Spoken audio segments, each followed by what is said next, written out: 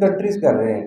हम बहुत सारे लोगों के जहन में होता है कि शायद हमें गोरे या यहूदी या ईसाई हमें फंड कर रहे हैं, तो वो उनका क्या फ़ायदा है इसमें? उनका फ़ायदा ये है कि ये बीमारी वापस उन तक ना फैल जाए। आपने कोविड अभी बेस्ट एग्जांपल देखी कि बीमारी कैसे फैलती है। हम सुनते थे कि वायरस तो चाइना में आया हुआ है, फिर हमें पता चला 10 एक दिन के बाद ये फ्रांस से भी निकल आया है, फिर 2 दिन गुजरे तो वो यूएसए से भी आना शुरू हो गया, और विद इन 2 मंथ 2 महीने के बाद पहला केस पाकिस्तान में भी आ गया था। तो वायरल डिजीज़ जितनी भी हैं बड़ी तेज़ी से ट्रैवल करती हैं, और पोलियो क्या है? एक वायरल डिजीज़ है। पोलियो वायरस से होती है। आपके जो स्पाइनल कॉर्ड है उसके अंदर एक एंटीरियर हॉर्न सेल होता है जो आपके पट्टों को हरकत देने में मदद देता है। वो कनेक्शन रूट है। फर्ज किया कि आपका ये दिमाग है, ये आपकी बैकबोन है, और आगे आपके काम करने वाले पट्टे हैं, टांग हो गया, बाजू होगी, जिससे आपने हरकत करनी है। तो जो सिग्नल जनरेट होते हैं वो यहाँ से गुजर के आते हैं। पोलियो सेंटर वाला जो पॉइंट है आपका फोकल पॉइंट, जहाँ से ट्रांजैक्शन होती है रूट, उसको उसको काट देता है, उसको खत्म कर देता है रूट सेल को। वो जितनी भी इम्पल्सेस यहाँ से आती हैं वो आपके पट्टों तक नहीं पहुँच पाती, आपके लिम्स तक नहीं पहुँच पाती। होता क्या है, वो पट्टे काम करना छोड़ देते हैं। Polio purely motor neuron disease है जो कि आपकी पट्टों की हरकत रोक देती है और कुछ नहीं करती। पोलियो पोलियो में क्या होता है, 3 कार्डिनल फीचर है पोलियो के।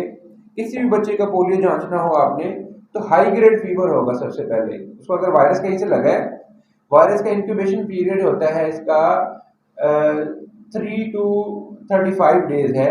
यूजुअली हम इसको मिड रेंज में लेते हैं कि 14 दिन पहले कहीं ना कहीं से वायरस इसे लिया होगा, तो 14 दिन तक सिम्टम्स आ जाते हैं। आने को तो वो 1 दिन में भी, 2 दिन में, 3 दिन में भी आ जाते हैं, लेकिन मेजोरिटी 14 दिन तक आते हैं सिम्टम्स वायरस कहीं से कैरी करके आया। होता क्या है कि सबसे पहले फीवर आता है बच्चे को, बुखार होता है तेज।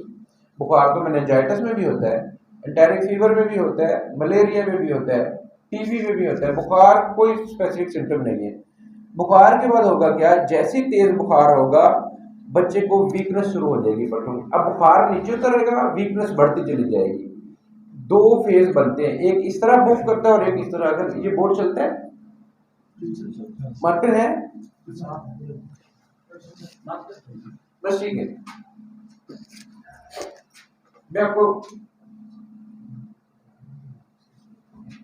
फर्ज किया कि ये पॉइंट है, कोई भी बच्चा है अनइम्यूनाइज्ड जिसने कभी भी हिफाजती टीका जात का कोई प्रोग्राम नहीं लिया हुआ, उस बच्चे ने कभी भी ओरल पोलियो वैक्सीन नहीं पी हुई, या उसको टीका इंजेक्टेबल नहीं लगा हुआ।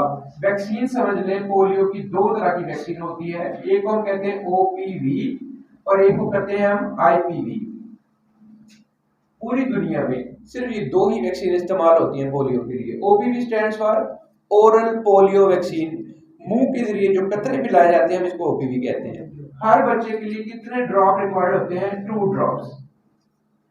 2 ड्रॉप मिलके सिंगल डोज बनाते हैं। एक बच्चा पूरी जिंदगी में पाकिस्तान की हिफाजती टीकाजात प्रोग्राम के तहत कितनी दफा कतरे पीता है, ये हमें मालूम होना चाहिए। ये बच्चा पीता है सबसे पहले बर्थ पे। बच्चा जब पैदा होता है तो हम क्या देते हैं उसको? सबसे पहली चीज क्या देते हैं? जब बच्चा आपके घर पैदा होता है तो सबसे पहली चीज क्या देते हैं उसको? गुट्टी देते हैं। मैं कहूंगा पोलियो देते हैं। पाकिस्तान के क्राइटेरिया के मुताबिक और इंटरनेशनल स्टैंडर्ड जो भी है, गुट्टी से भी पहले पोलियो की जरूरत है इस वक्त पाकिस्तान में। क्यों? ये एंडेमिक कंट्री है। ये इतनी सेफ वैक्सीन है कि सबसे पहली चीज जो जिंदगी में बच्चा पिएगा वो पोलियो के ड्रॉप्स हैं। उसके बाद बच्चा जब 1.5 माह का होता है तो फिर ये कतरे पीता है। बच्चा जब 2.5 माह का होता है तो फिर ये कतरे पीता है। जब बच्चा 3.5 माह का होता है तो फिर कतरे पीता है। यहाँ तक कतरे जब बच्चा पी लेता है तो इसका ये प्रोग्राम खत्म हो जाता है। इसके साथ और भी टीका जाते हैं, लेकिन हमें ये याद रखना है कि 1, 2, 3, 4 दफा कतरे भी अगर किसी बच्चे ने पी लिए और उसको एक ये टीका भी लग गया तो उसको पोलियो वायरस तो लगेगा, उसको बुखार भी आएगा, लेकिन फालज नहीं होगा। ये गारंटी है मेरी। अगर किसी बच्चे ने गुड कोल्ड चेन के साथ, अगर ये कोल्ड चेन में रखते हैं, ये ठंडे रखते हैं कतरे, हम गर्म हो जाए तो ये खराब हो जाते हैं, तो ये ठंडे कतरे हो और उसकी पोजीशन ठीक रही हो तो बच्चे को कभी भी फालिज नहीं होगा पोलियो से। फालिज कब होता है? जब ये मिस कर जाता है यहाँ से वो। ये बात लेके कितने दिन बाद लेना चाहिए? फौरन फौरन। हाँ, हम इसको बर्थ डोज कहते हैं। अगर ये कतरे 28 दिन तक पिला दिए जाए तो हम इसको बर्थ डोज कंसीडर करते हैं। जब ये 28 दिन से बड़ा हो जाता है बच्चा तो हम बर्थ डोज खत्म कर देते हैं। बर्थ डोज की अफादियत या नॉमेनक्लेचर ही खत्म हो जाता है। जो भी डोज मिलेगी हम उसको बर्थ डोज हम नहीं कहेंगे, उसको पहली डोज कहेंगे। तो ये कुछ बेसिकली कुछ नहीं करती, ये बच्चे को इम्यून नहीं करती, ये बच्चे की बॉडी को प्रिपेयर करती है कि उसने अगर पोलियो वायरस आता है तो उसके खिलाफ लड़ना कैसे है। प्राइमिंग होती है। जब आपकी कोई भी आर्मी कहीं लड़ती है तो पहले सेटलमेंट करती है, वहां जाके अरेंजमेंट करती है, लाइनों में खड़ी होती है। तो समझे कि आपकी बॉडी लाइनों में इसके एंटीबॉडीज जो है वो खड़ी हुई है अभी, उसको बूस्ट करने के लिए हमें बूस्टर डोज रिक्वायर्ड है। तो ये पाकिस्तान का स्केड्यूल है। यहाँ पे भी ओपीवी मिलेगी, इधर भी ओपीवी मिलेगी, इधर भी ओपीवी मिलेगी, यहाँ पे ओपीवी मिलेगी, लेकिन इसके साथ अब एक और चीज ऐड हो जाएगी जिसे हम आईपीवी कहते हैं, ये वाला इंजेक्शन। ये क्या लगता है? ये आपके पट्टों में लगता है, टांग के पट्टे में लगता है। ये बहुत कम मिकदार होती है, 0.5 इसका जो ml है। अब फर्क क्या है? आप कहेंगे कि ये कतरा तो पी लेता है बच्चा, तो फिर टीके की क्या जरूरत है? हर बॉडी के अंदर एंटीबॉडी रिस्पॉन्स दो तरह का होता है, ह्यूमोरल रिस्पॉन्स भी होता है और दूसरा गट का रिस्पॉन्स होता है। वायरस क्या करता है आपका? वायरस फीको ओरोफिकल रूट है इसका, मुंह के जरिए बॉडी में जाता है। ये खांसने से नहीं फैलता, ये छूने से भी नहीं फैलता। जब तक आपके मुंह में नहीं चला जाता वायरस, बच्चे को वायरस नहीं लगेगा पोलियो का।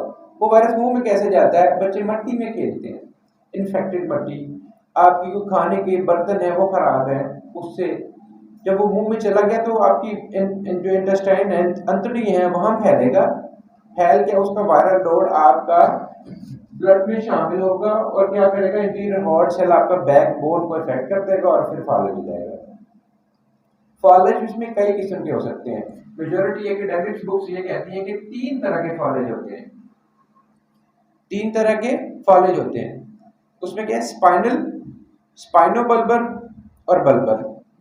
बल्बर और स्पाइनोबल्बर जो फालिज है वो आपके खाने पीने की सलाहियत को खत्म कर देता है।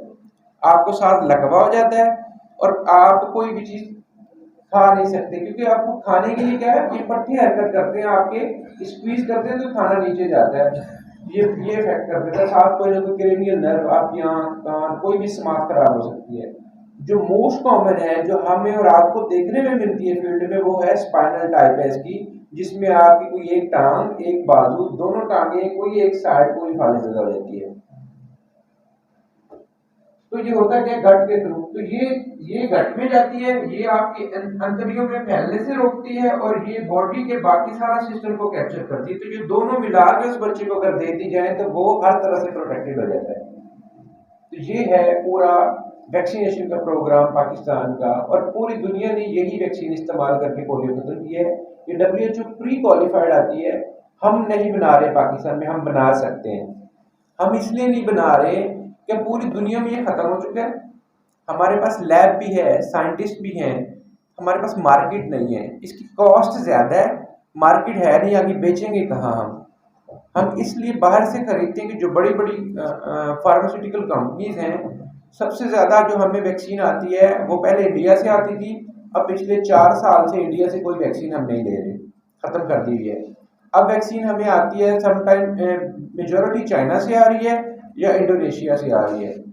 इसकी प्रोडक्शन के लिए भी हमें इस्लामिक ममालिक फंड करते हैं। पाकिस्तान अपने पैसों से खरीदता है, ये फ्री नहीं आती हमें वैक्सीन। पाकिस्तान में जितनी भी वैक्सीन आ रही है वो पैसे दे के खरीदता है। हमें जो पैसा जो मिलता है बाहर से वो मिलता है स्टाफ को, लोग जो वर्कर लेबर है हमारे पास जो कतरे पिलाती है उसको एक्स्ट्रा पैसे देते हैं। मेजॉरिटी वो हमारे हेल्थ के लोग हैं, तनख्वाह भी लेते हैं, लेकिन उनकी एक्स्ट्रा एफर्ट के लिए एक्स्ट्रा पैसे देती है हमें WHO देती है यूजली। तो ये प्रोग्राम है। अब फालिज में हमने देखना क्या है कि फालिज में होता क्या है। फालिज को कहते हैं हम उर्फ आम में AFP। A stands for acute, acute का क्या मतलब है? अचानक। एफ से फ्लैसिड। फ्लैसिड क्या होता है? ढीलापन। पी से पैरालाइसिस। ये क्या होता है? फालिज। अब आप देखिए, और इसके साथ जो क्राइटेरिया हम एक ऐड करते हैं वो 15 साल से छोटा बच्चा। अगर इसमें एक्यूट नहीं है तो ये एएफपी नहीं होगा, अचानक नहीं हुआ तो नहीं होगा। इसकी एग्जांपल आपको देता हूं कि कुछ बीमारियां होती हैं, कुछ मौरूसी हैं और कुछ गैर मौरूसी हैं। वो बचपन से शुरू होती है बच्चे को, और आहिस्ता आहिस्ता आहिस्ता वो कमजोरी बढ़ती चली जाती है। जैसे जैसे बच्चे की एज बढ़ती है ये बीमारी बढ़ती है, हम उसको एएफपी नहीं कहते। उसकी एग्जांपल है सीपी बच्चे, सेरेब्रल पाल्सी के बच्चे, neuro motor neuro hereditary diseases हैं, न्यूरोपैथी की डिजीज हैं, कुछ मस्कुलर डिस्ट्रॉफी की डिजीज है। एसएमए की बड़ी अच्छी एग्जांपल है, एसएमए स्पाइनल मस्कुलर डिस्ट्रॉफी कहते हैं। इसमें क्या करते हैं, बच्चा बैठ ही नहीं सकता, बच्चा लेटा है तो लेटा है, करवट नहीं ले सकता, अपना कोई बाजू नहीं उठा सकता। ये जेनेटिक प्रॉब्लम है इस बच्चे में, ये अचानक नहीं हुआ, ये बाय बर्थ ही इसके अंदर प्रॉब्लम था।